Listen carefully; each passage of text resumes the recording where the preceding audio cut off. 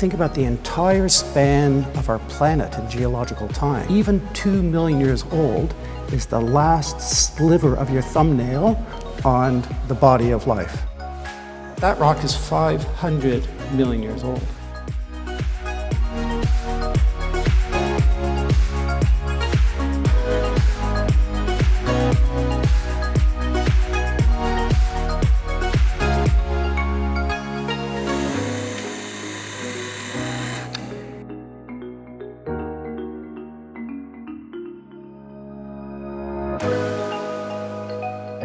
What we do on a day-to-day basis matters. All our choices matter.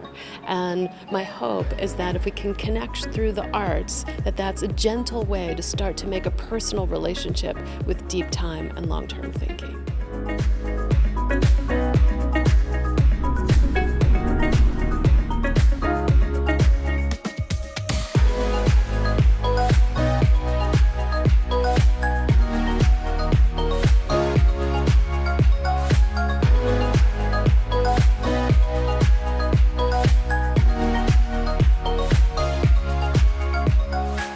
And when you start to look and observe nature, you see texture, varieties, and stories.